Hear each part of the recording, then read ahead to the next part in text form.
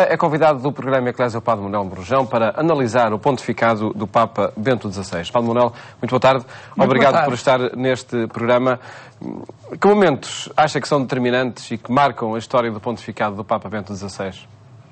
Primeiro observaria que não foi um Papa de transição, embora relativamente breve, o pontificado, 8 anos.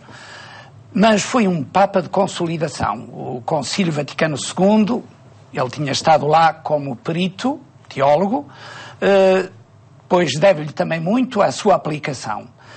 Foi um homem de atitudes firmes, de coragem e por isso não podemos qualificá-la. Assim o determina. Exatamente, não de transição, mas de consolidação. Marcas importantes. Um homem da cultura.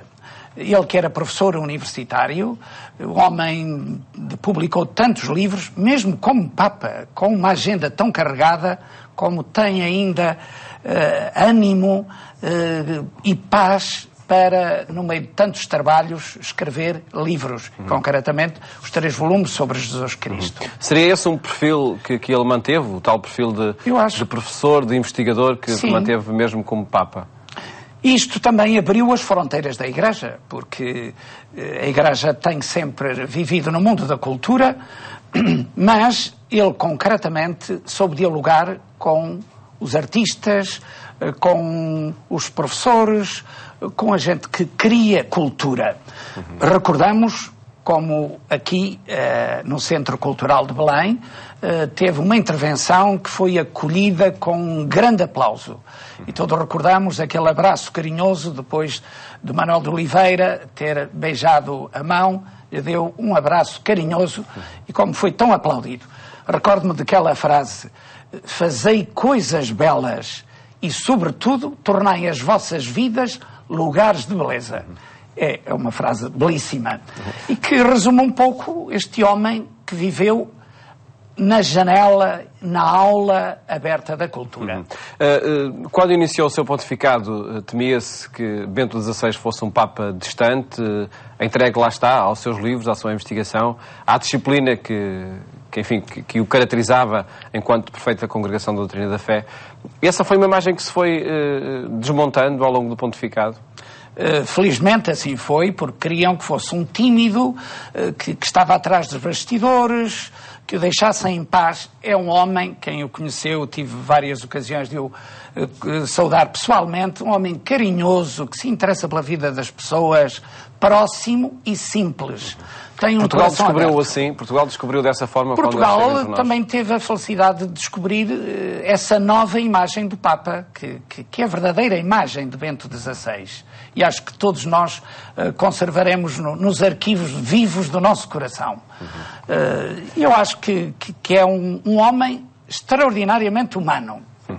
Que outros momentos na história deste pontificado? Eu recordando, por exemplo, as viagens a que deu continuidade na história dos pontificados. Isso prova bem que ele não viveu no seu gabinete junto com os seus livros. As viagens internacionais, que fez tantas, e concretamente para as Jornadas Mundiais da Juventude.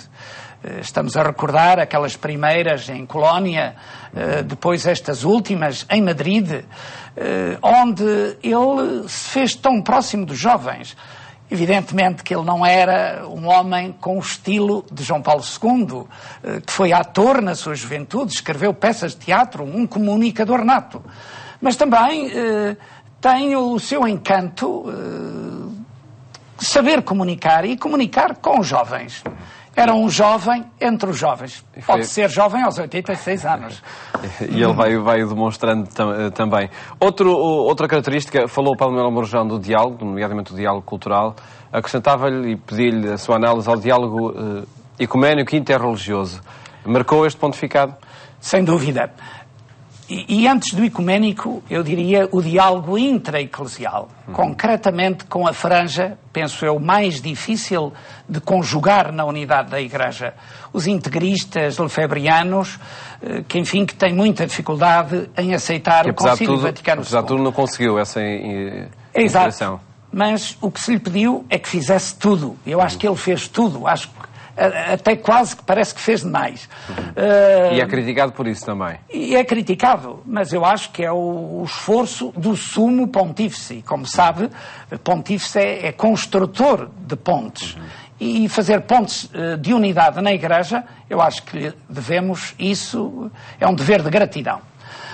Também com os protestantes e ortodoxos não unidos à sede de Pedro em Roma. Eu acho que fez tudo. Quem é que teria a coragem de ir visitar um mosteiro onde viveu Lutero na Alemanha? Isto mostra que eu estou disponível para fazer tudo pela unidade da Igreja de Cristo. A unidade também interreligiosa, digamos, a unidade, a abertura, cada um respeitando a religião do outro, mas não vendo um fosso ou uma trincheira, que às vezes para nos degladiarmos mutuamente, mas estabelecendo pontos de unidade. Acreditamos em Deus. As grandes causas da justiça e da paz devem fraternizar-nos e devemos estar unidos nisso. Portanto, foi além do diálogo com a cultura. E, concretamente, os palcos chamados átrios dos gentios, que é onde todos nos podemos encontrar, na boa vontade da humanidade, de coração aberto. Tu és agnóstico, tu és ateu, tu vives com uma ideologia que não anda pelos lados da Igreja, mas nós amamos-te e queremos o teu bem. Até porque do diálogo intercultural, interreligioso, depende muito a paz no mundo. Porque é que há estes conflitos? Tem muitas vezes um fundo étnico, um fundo religioso e um fundo cultural, que nos separa e que o Papa promoveu a unidade, o fazer pontes. Aí, por vezes, a frontalidade com que o Papa falava dos vários temas valeu-lhe também algumas críticas públicas e alguma impopularidade, se calhar. Sim. Evidentemente, porque o diálogo nunca é uma demissão das nossas convicções. Então eu não acredito já com a integridade da fé e cedo isto ou aquilo por bem da paz. Não, a paz deve ser uma paz construtiva, não uma paz de demissão. E, portanto, eu respeito-te, tu respeitas-me, e é nesta integridade da fé que nós, cristãos católicos, devemos entabular o diálogo. Até que ponto, Papa Ambrosão, este pontificado, o Papa Bento XVI, foi conseguindo chegar junto de todos os católicos, criando proximidade com quem, enfim, segue os passos de Jesus Cristo nos dias de hoje? A sua maneira de comunicar, sendo intelectual, era uma maneira acessível, direta e próxima. Por isso, muitos diziam, se antes se ia para ver João Paulo II, agora ia-se para ouvir Bento XVI. Enfim, são comparações um pouco simplistas, naturalmente, mas que significam que foi um bom comunicador. Jesus Cristo está próximo das pessoas. Recordo-me daquela sua frase, que a fé não é um peso. E até disse em português, no resumo de uma audiência geral, falando em português. A fé não é um peso, mas é uma profunda alegria que transforma toda a vida. Isto é uma visão muito positiva da fé e da transmissão da fé, da evangelização, que não é nunca uma imposição, mas no respeito da liberdade, eu transmito aos outros a boa notícia de Jesus. Um pontificado que, por todos esses aspectos, por certo, ficará na história da Igreja, na história da humanidade. Papa Ambrosão, muito obrigado por ter estado neste programa. Fazemos esta análise ao pontificado do Papa Bento XVI. Muito gosto. E nesta circunstância em que Bento XVI apresentou a renúncia ao seu pontificado, a motivar as análises que fazemos aqui no programa Eclésia, há 8 anos de governo da Igreja no pontificado do Papa Bento XVI.